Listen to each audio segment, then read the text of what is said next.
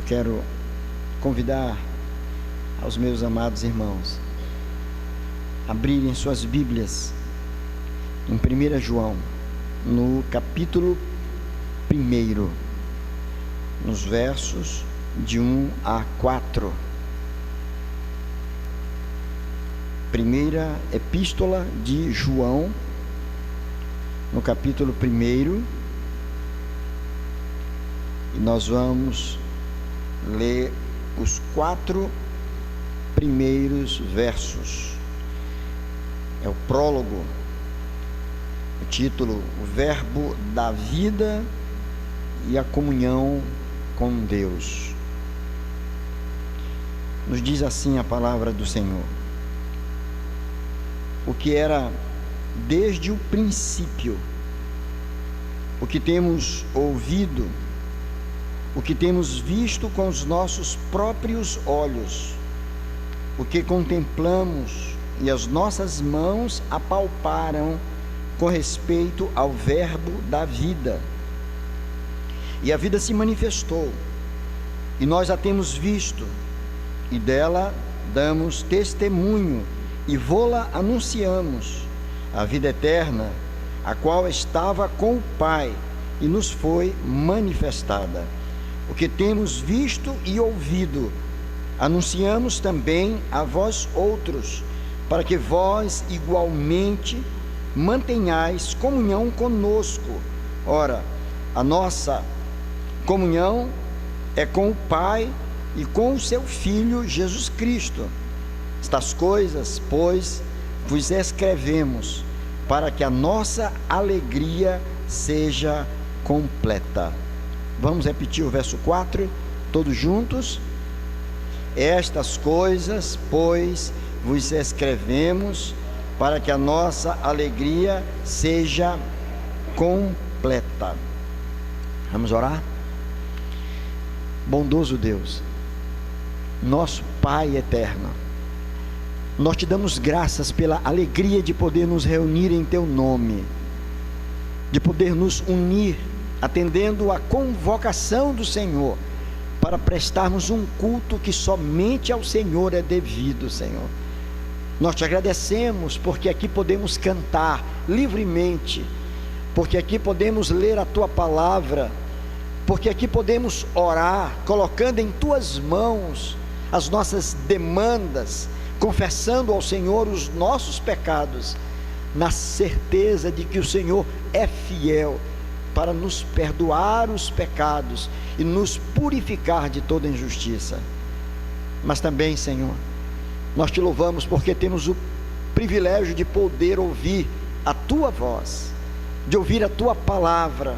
Por isso pedimos ao Senhor que fale aos nossos corações neste momento, ó Deus, que o Senhor faça cair por terra toda barreira, todo impedimento, tudo aquilo que cria alguma dificuldade, para que possamos de fato ouvir a tua voz.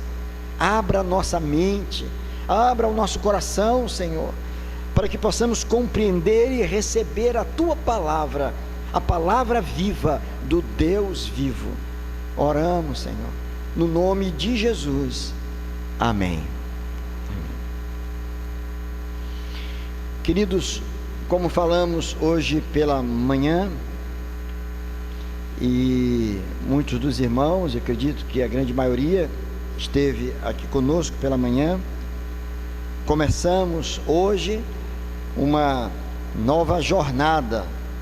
Eu digo uma nova jornada porque fizemos uma recentemente na segunda epístola de Pedro. Fizemos a exposição de toda 2 Pedro. Foram, na verdade, 10 sermões sobre 2 Pedro. E agora nós estamos começando uma jornada em 1 João, sermões que serão pregados nos nossos domingos pela manhã, nos cultos matinais.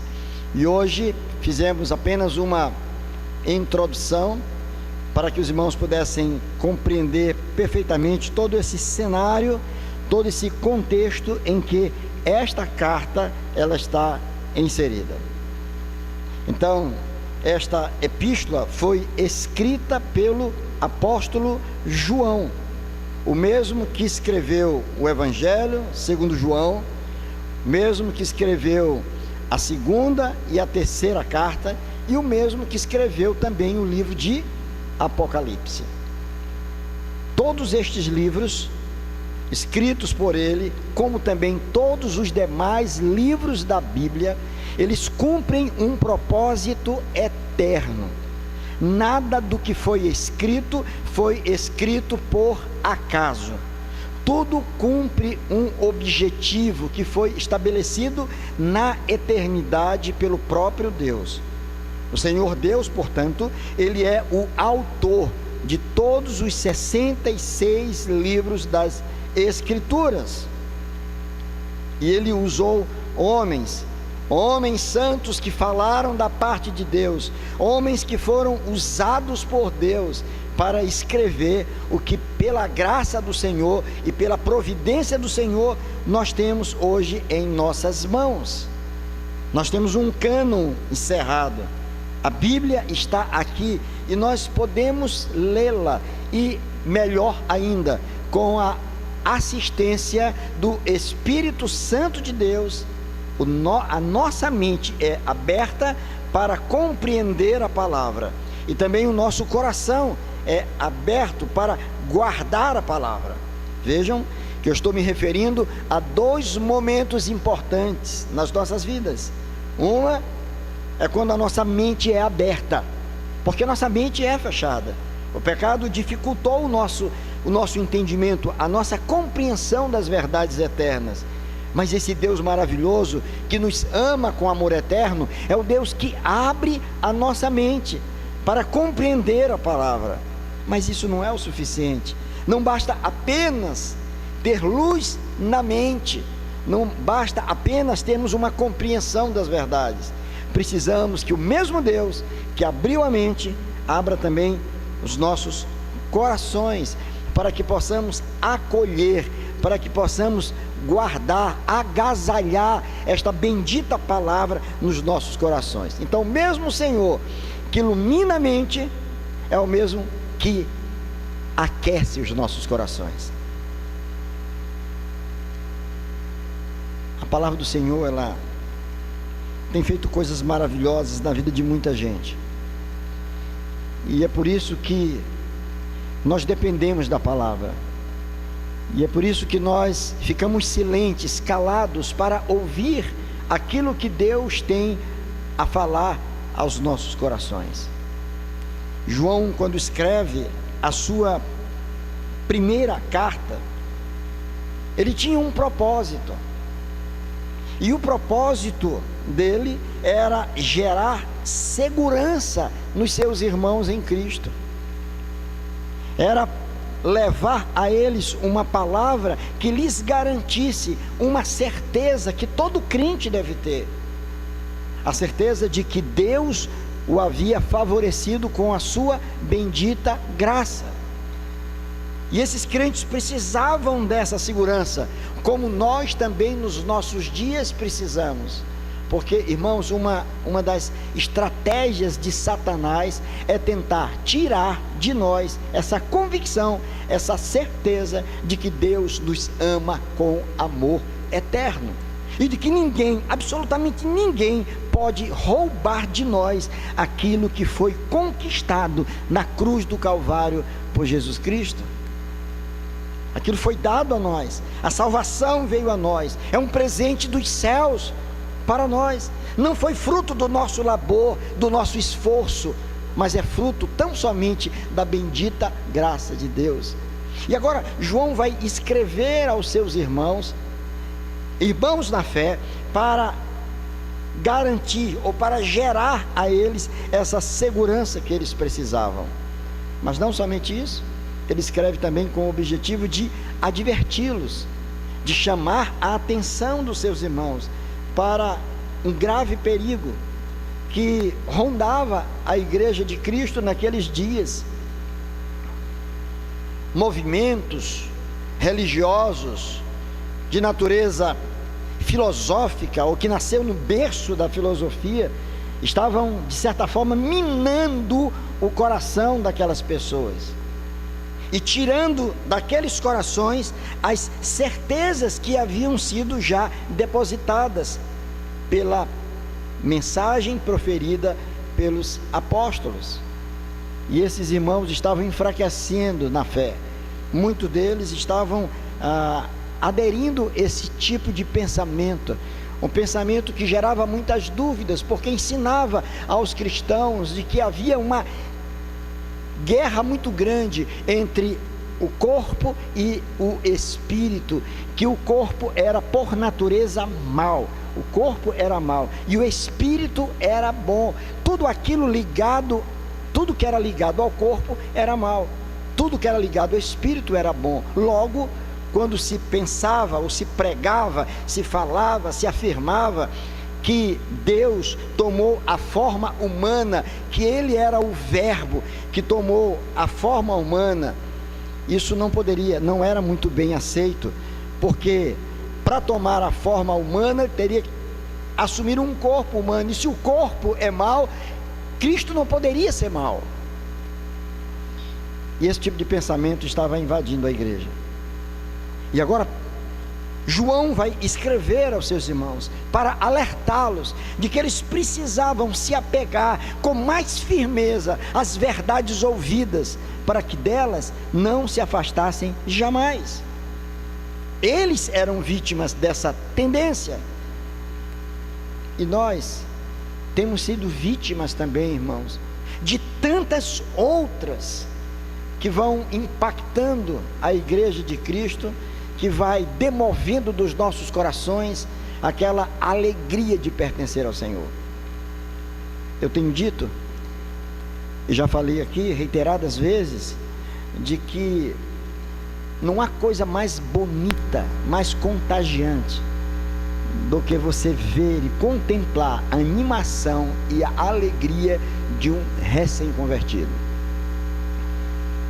de uma pessoa que está dando os seus primeiros passos na fé, de pessoas que tiveram as suas vidas completamente transformadas pelo poder de Deus, pessoas que viviam à margem das bênçãos de Deus, entregue às suas próprias paixões, iludidas por aquilo que o mundo pode oferecer, achando que estavam muito bem. Mas quando tem um encontro com Jesus, quando a mensagem do Evangelho fica gravada nos seus corações, quando as suas vidas são transformadas, quando as suas mentes são transformadas e os seus corações são encharcados com a graça de Deus, você olha para aquelas pessoas e diz: que bênção, que alegria. E você muitas vezes chega a uma conclusão: eu já fui assim, eu gostaria de ser assim novamente. Pessoas que amam a palavra, que se deleitam na palavra, que se deleitam na oração, que não veem a hora de começar o culto, de ficar esperando a semana toda para que o domingo chegue, a fim de que eles possam encontrar os seus irmãos e participar dos cultos. Eu já fui assim, irmãos, também. Me lembro quando, embora tendo nascido num lar evangélico, mas somente na minha juventude, no início da minha mocidade, eu tive um momento na minha vida muito importante, de muita mudança acerca do que eu pensava, e o Senhor encheu o meu coração de uma alegria muito grande, que eu ficava atrás das informações da igreja para saber onde ia ter uma reunião. Não importa se era reunião de mulheres, de adolescentes, eu queria estar, eu queria ouvir da palavra, eu queria ver os irmãos, eu queria cantar junto com os irmãos, alguma coisa grandiosa, alguma coisa impactante, alguma coisa que trazia uma alegria muito grande. O tempo vai passando, irmãos, e vamos combinar aqui, irmãos, o tempo vai passando, e muitas vezes nós vamos esfriando, sem perceber, nós vamos desanimando, vamos deixando a palavra de lado, já não nos deleitamos na palavra como nos deleitávamos no passado, a nossa vida de oração se torna muito fraquinha, a nossa frequência aos cultos vai se tornando esparsa demais. Falhamos em tantas coisas, já não nos emocionamos mais com as coisas de Deus. Outras coisas vão ocupando o nosso coração. Aquela verdadeira alegria, aquela primeira alegria, vai dando lugar para outras coisas. João estava chamando a atenção dos seus irmãos acerca de uma das mais importantes marcas de um verdadeiro cristão, que é a alegria. A alegria, meus irmãos, é sem dúvida alguma uma das mais importantes marcas na vida de um cristão. Enquanto eu estou falando essas coisas, faça aí rapidamente um exercício da tua própria vida e tente responder a pergunta que eu vou te fazer. Você é alegre? A alegria do Senhor é a tua força? Você se alegra na presença de Deus verdadeiramente? Ou será que as situações adversas da vida, os problemas, os conflitos, eles estão sufocando a tua alegria? Será que você tem vivido com uma nuvem densa sobre a tua cabeça, que tem roubado de você esse prazer de servir ao Senhor? Como está, meu irmão? Como está a minha irmã? A tua vida espiritual? Como está a tua alma diante do Senhor? Você já foi em algum tempo mais dedicado do que você foi hoje, do que você é hoje? Você já foi algum tempo mais comprometido com a obra de Deus do que você está sendo hoje? Vejam que no versículo 4, João diz, se referindo a tudo o que ele disse nos versos anteriores, ele diz: estas coisas, pois, vos escrevemos para que a nossa alegria seja completa. Para que a nossa alegria seja completa. Algo muito semelhante, João, escrevendo no seu evangelho, ele disse, em João no capítulo 15, se você quiser abrir a sua Bíblia para conferir, João 15, texto escrito por João também, no verso de número 11, ele diz assim: tenho-vos dito estas coisas, para que o meu gozo esteja em vós, e o vosso gozo seja completo. Aí, a mesma expressão, a palavra gozo significa uma alegria incontida, uma alegria muito grande. E vejam que ele se refere, ele qualifica este gozo, ou esta alegria, ele diz: gozo seja completo. E aqui na sua primeira carta, ele vai dizer: a fim de que a vossa alegria seja completa. Facilmente nós chegamos a uma conclusão simples, de que é possível que a nossa alegria, ela exista, sim, mas que ela não esteja, que ela não esteja completa. Exatamente, minha irmã. Ela pode existir em pequenas doses, mas não uma alegria verdadeira, completa. E o que o apóstolo João aqui está fazendo ao escrever estas palavras, meus irmãos, é tão somente ajudar os seus irmãos, através de toda a argumentação que ele vai usar aqui, ajudar os seus irmãos a viverem alegremente, numa mensagem que está em perfeita harmonia com a instrução do apóstolo Paulo aos Filipenses, quando diz: alegrai-vos sempre no Senhor. Outra vez vos digo, alegrai-vos. E convém ressaltar que o apóstolo Paulo, quando proferiu estas palavras, ele estava preso por causa do Evangelho.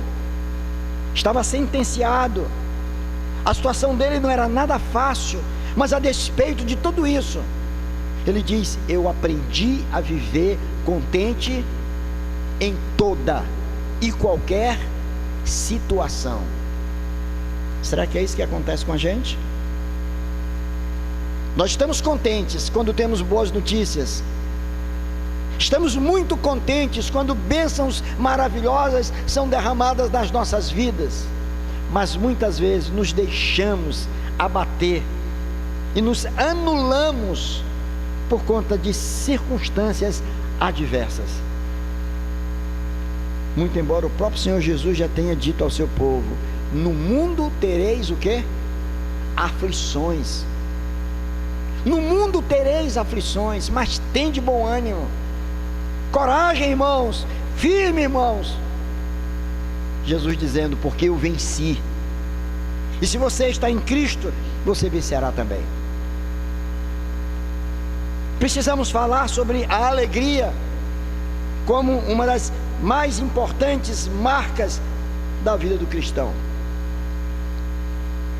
Reverendo Hernandes Dias Lopes pregou aqui recentemente uma mensagem sobre os ladrões da alegria. Uma mensagem que ele já pregou em vários lugares. Eu já tinha ouvido antes, e eu vi como sendo a primeira vez que ele tinha pregado. E esta mensagem se transformou num opúsculo, num livro pequeno, muito interessante, Os Ladrões da Alegria. E ele nos adverte naquele sermão e no seu livro escrito de que nós estamos sendo saqueados, roubados. O inimigo está chegando nas nossas vidas sutilmente para tirar de nós esse patrimônio do cristão, que é a alegria. A alegria. Por isso nós somos exortados a rever as nossas vidas, pedir a Deus, assim como o salmista Davi, depois de ter pecado, confessado o seu pecado, ele pede ao Senhor que o Senhor renovasse o quê? A sua salvação. Foi isso que ele pediu? Não. Renovasse a alegria, não é, minha irmã? A alegria da salvação, porque a salvação, uma vez dada, não é retirada. Ninguém perde salvação. Ninguém perde. Mas a alegria nós podemos perder. A alegria nós podemos perder. E é isso que o João está fazendo, chamando a atenção dos seus irmãos acerca da necessidade deles se alimentarem dessas verdades, para que não lhes falte essa verdadeira alegria, uma alegria que se impõe às adversidades. Essa alegria, ela está estampada em toda a Bíblia. O Evangelho, assim disseram os anjos, é a boa nova de grande alegria. O reino de Deus que está dentro de nós, diz a Bíblia, é a alegria do Espírito Santo. Lá em Gálatas nos mostra que o fruto do Espírito, um dos frutos do Espírito é a alegria. A Bíblia nos diz também que na presença do Senhor há plenitude de alegria. É o salmista que afirma. Também o próprio João diz que a nossa alegria ninguém poderá tirar. Que a verdadeira alegria ninguém poderá roubar. Quais seriam então, com base no que nós encontramos aqui nesses 4 versos, os elementos constituintes de uma verdadeira alegria? Olhe para o texto. Eu quero chamar a sua atenção para o que está na Bíblia. Diz assim, ele começa dizendo, olha como ele começa o livro, de forma impactante. Ele diz: o que era desde o princípio. O que era desde o princípio. O que temos ouvido, o que temos visto com os nossos próprios olhos, o que contemplamos e as nossas mãos apalparam com respeito ao verbo da vida. E a vida se manifestou, e nós a temos visto, e dela damos testemunho, e vô-la anunciamos, a vida eterna, a qual estava com o Pai e nos foi manifestada. Contrariando aquilo que estava sendo ensinado pelos gnósticos no seu tempo, ele se refere aqui a Cristo. E ele vai falar de Jesus como o pré-existente, Ele fala de Jesus como o eterno, não como aquele que foi criado, mas aquele que foi gerado eternamente. Ele vai apresentar, portanto, esse Jesus, que era 100% Deus e 100% homem, sem conflito algum, 100% Deus, 100% homem. Naqueles dias crescia também um movimento de natureza religiosa, teológica, chamada de docetismo.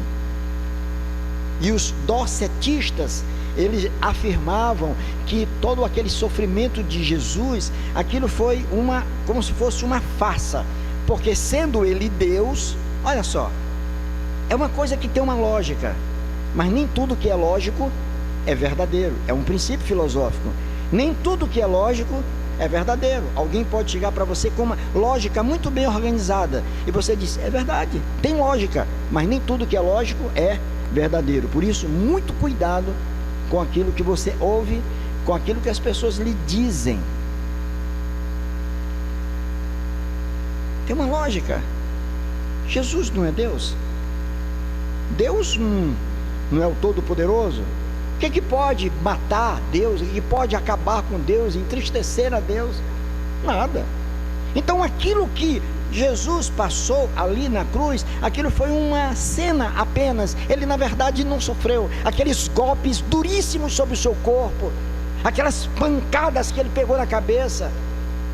Nada daquilo causou sofrimento, agonia nele.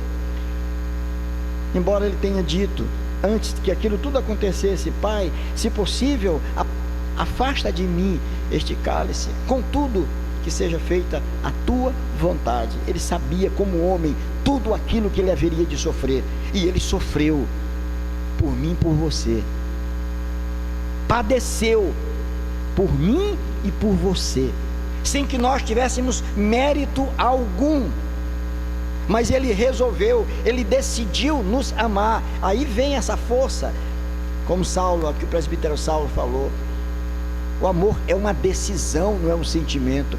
Deus decidiu nos amar. João está apresentando exatamente esse Jesus aqui. E o entendimento de quem é Jesus é que pode promover, que vai promover esta alegria no nosso coração. Olha como ele diz, o que era desde o princípio, Há uma harmonia do que ele diz aqui com aquilo que ele diz lá no Evangelho de João, no capítulo 1, verso 1, que ele dizia: o verbo estava com Deus e o verbo era Deus. Eu já contei aqui para os irmãos que há alguns anos atrás, eu falo alguns anos, vocês não imaginam como eu viajo no tempo, há alguns anos, pelo menos 3 décadas e meia ou mais, eu estava ainda no início do meu ministério, estava saindo de casa, morava no Quatraque, saindo com a Abigail, num sábado, íamos para a feira. Eu vou saindo em casa, aparecem 2 homens com uma pastinha, e eu já sei quem são, os testemunhas de Jeová. E eles chegaram, me abordaram, disse: o senhor poderia me dar um minuto? Eu disse, a Abigail estava saindo ainda, eu disse, pois não, posso sim. Ele disse, o senhor crê em Deus? Eu disse, creio em Deus. Pois é, nós também, viemos aqui falar sobre Deus, com um sorriso no rosto, tudo bonito. Eu disse, que beleza, olha só, um encontro de 3 irmãos, que coisa maravilhosa. Mas eu já sabia do que eles pensavam. Eu disse, olha, eu estou meio apressado, mas deixa eu só fazer uma pergunta para você, para ver se a gente consegue caminhar. Ele disse, pois não. Ele disse, vocês creem em Deus Pai Todo-Poderoso, Deus Criador dos céus e da terra? Aí eles alegremente me olharam e disseram: cremos sim, claro, cremos nesse Deus. Aí eu disse: beleza, estamos juntos. Vocês creem em Cristo, o Filho de Deus? Cremos em Jesus, o Filho de Deus. Eu disse: mas esse Jesus, ele é criado ou pré-existente? Imagine qual foi a resposta. Ele disse: criado. Foi a mais bela criação de Deus, foi Jesus. Eu disse: não, ele é pré-existente. Ele já era, é o verbo eterno que tomou a forma humana. Já divergimos, eu disse, já divergimos aqui, não dá para continuar. Mas eu tenho mais uma pergunta para vocês. Vocês creem no Espírito Santo? Ele disse: cremos, claro, no Espírito Santo. Mas para vocês, o Espírito Santo é uma pessoa ou é uma força capacitadora? Imagine qual foi a resposta. Claro que é uma força capacitadora. Eu disse: não, ele é uma pessoa. É a terceira pessoa da Trindade. E eu creio exatamente nisso. Diante disso, não tem como a gente continuar conversando, mas eu desejo que Deus abençoe vocês. Continue aí batendo nas portas. Eu vou bater numas bancas lá na feira agora, que a gente tem que comprar algumas coisas aqui para casa. Vão na paz. Ele sorriu, eu também sorri, não brigamos, e ele foi embora. Ele não ia mudar a cabeça dele ali, e neles iriam mudar a minha, porque eu estou absolutamente certo dessas verdades. São essas verdades que me garantem alegria. Eu creio no que a palavra de Deus me afirma. Isso traz segurança. É uma fé que se fundamenta não em história simplesmente, mas se fundamenta na palavra de Deus, naquilo que é afirmado na palavra. E é isso que João está fazendo aos seus irmãos. Ele está dizendo: olha, o que era desde o princípio. Aqui ele estava se referindo aqui a Jesus. O que era desde o princípio, o que temos ouvido, o que temos visto com os nossos próprios olhos, o que contemplamos, e as nossas mãos, olha aí, as nossas mãos apalparam. O que ele quer dizer com isso? Cremos nesse Deus transcendente, mas também num Deus imanente, num Deus que está para além do nosso entendimento, que está sentado em um alto e sublime trono, mas cremos no Deus que está aqui bem pertinho, e eu posso pegá-lo, eu posso sentir o seu cheiro, eu posso ouvi-lo, os meus olhos o viram. O que João está falando, ele está aqui falando não simplesmente no seu nome, mas no nome dos seus demais companheiros de apostolado. Por isso ele diz: o que desde o princípio, o que era desde o princípio, o que temos ouvido. Olha como ele diz: temos, não o que eu tenho ouvido, o que temos. Quem são estes? Aqueles que tiveram essa experiência pessoal com o Senhor, porque quando estas palavras foram escritas, Jesus já tinha sido assunto aos céus. Aqui era por volta do ano 90 da era cristã, no ano 90, depois da destruição de Jerusalém, no ano 70, já havia sido reconstruído, e aqui estava João escrevendo aos seus irmãos na fé, irmãos que estavam assustados, amedrontados, enfraquecidos. Ele estava fazendo com que eles voltassem a pensar em Jesus como o eterno Filho de Deus, esse ser sublime, mas que esteve entre nós, que habitou entre nós, que sentiu as nossas dores, que caminhou conosco, que foi pregado no madeiro, pregado na cruz, mas que a morte não o deteve, porque ele ressuscitou. Esta é a convicção que esse homem tinha, e aqui ele estava dizendo isso a seus irmãos, e ele se referindo a Jesus, ele vai chamá-lo de o verbo da vida, o verbo, o logos da vida, a palavra da vida. Este logos na filosofia é alguma coisa que tem dado trabalho para muita gente quando vai estudar a filosofia grega, e quando fala sobre esse logos como a razão de ser, de movimento de todas as coisas. E aqui ele está se referindo a esta palavra como sendo o próprio Deus encarnado, isto é, isto que era apenas uma palavra. Vejam só, irmãos, como é que eu posso explicar isso? Era apenas o verbo, uma palavra, nada mais do que isso. Mas uma palavra que se materializou no tempo, que tomou a forma, e a forma humana. Ali estava um homem, Jesus. E era isso que João estava dizendo: creiam nessa verdade. Esse que esteve conosco, que habitou entre nós, é o Messias, aquele que fora prometido. Esta palavra dos profetas, ela tomou a forma, é o Emanuel, ele habitou entre nós.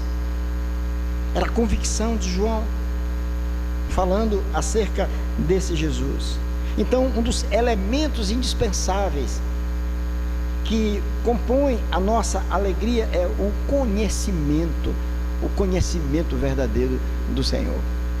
Erramos muito, irmãos, na nossa caminhada cristã por falta de conhecimento. Como é que se dá a salvação de um homem? É por esforço humano? Se for por esforço humano, irmão, eu vou te dar uma sugestão bem aqui: desiste, porque você nunca vai conseguir. Foi exatamente pelo fato de você jamais poder conseguir, é que Jesus Cristo veio, para fazer o que nós não poderíamos fazer, cumprir os mandamentos. Ele cumpriu em o nosso lugar.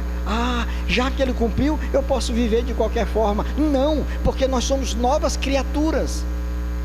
Agora ele habita em nós, apesar de sermos pecadores. Mas a nossa fé, ela repousa naquilo que Jesus Cristo fez por nós, não naquilo que nós podemos fazer em favor dele. É por isso que é maravilhoso pensar que logo nós, logo eu, pecador, alguém que não queria saber nada acerca do Senhor, alguém que era completamente indiferente, logo eu fui alcançado por essa graça.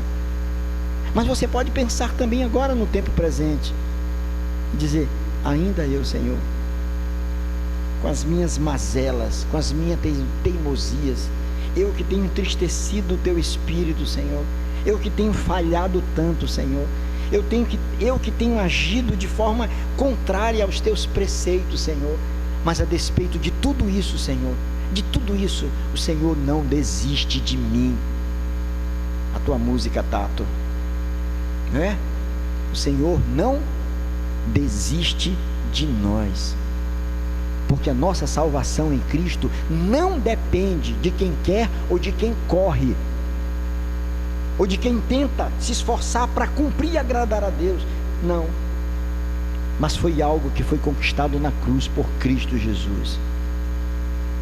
Isso traz alegria para nós.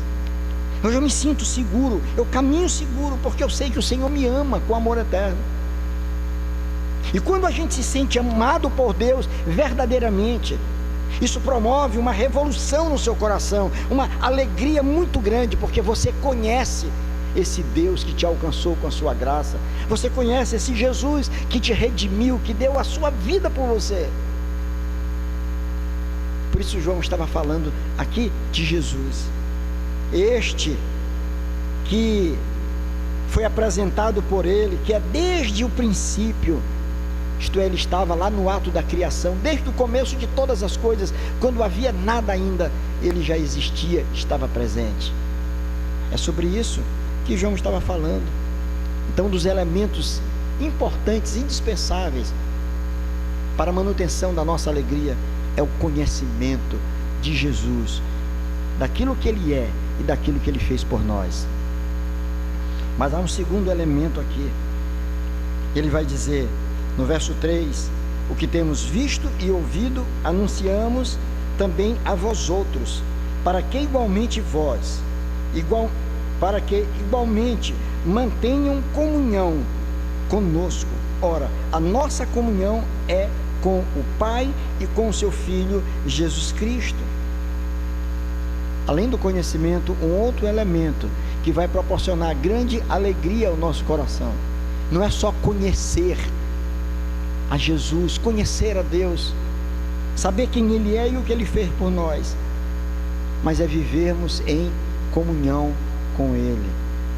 Não somente em comunhão com Ele, mas em comunhão com todos aqueles que professam a mesma fé. Essa é a ideia aqui. O que João está querendo dizer, nós precisamos caminhar em harmonia acerca desses imperativos divinos. Podemos até divergir em muitas outras coisas, mas acerca destas verdades eternas, nós temos que ser unânimes. E é exatamente estas verdades que vai nos manter unidos, coesos, porque sabemos verdadeiramente em quem temos crido. E agora vamos caminhar juntos não só com aquele que nos alcançou, desfrutar dessa intimidade com Deus, mas caminhar junto com as verdades por Ele ensinada, e caminhar junto também com todos aqueles que professam a mesma fé. Agora eu pergunto aos meus irmãos, diante disso que eu estou falando, como justificar alguém que insiste em ser desigrejado? Como é que pode alguém dizer, não, eu conheço ao Senhor, eu amo ao Senhor, eu dependo do Senhor, eu fui alcançado pela graça do Senhor, mas eu não quero saber de caminhar com os meus chamados irmãos? Não gosto de igreja, não gosto de culto, meu culto é em casa com a minha família. Você já ouviu alguém dizer isso? Está cheio de gente dizendo isso. Não existe isso, irmãos. Isso é grave.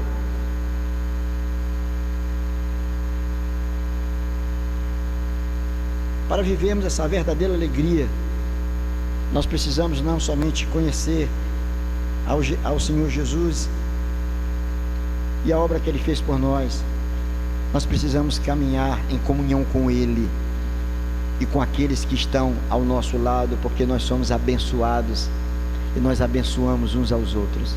Eu sou abençoado por vocês.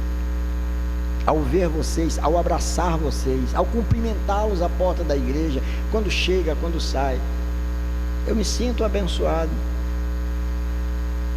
Nós precisamos uns dos outros e, sobretudo, precisamos do Senhor. É por isso mesmo que Ele está falando sobre isso aqui. O que temos visto e ouvido, anunciamos também a vós outros, com um objetivo, para que vós igualmente a eles, apóstolos, mantenhais comunhão conosco. Vamos nos ombrear nestas verdades. Se você vai lá para Atos no capítulo 2, verso 42, o texto vai dizer que como viviam os irmãos. Diz o texto que eles perseveravam na doutrina dos apóstolos, né, Zeca? Na doutrina dos apóstolos. Essa verdade cimentava a relação deles. Eles estavam unidos em torno daquelas verdades, eles foram alcançados por aquela verdade.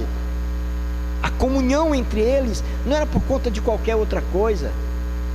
Porque torcemos para o mesmo time, porque moramos no mesmo bairro, porque temos a mesma profissão, estudamos na mesma escola, fazemos o mesmo curso na faculdade, votamos dos mesmos candidatos. Não, isso não. Podemos ter pensamentos distintos acerca destas coisas, mas tem outras que são de natureza muito mais importantes, e estas verdades nos unem e faz de nós verdadeiros irmãos. Isso gera alegria.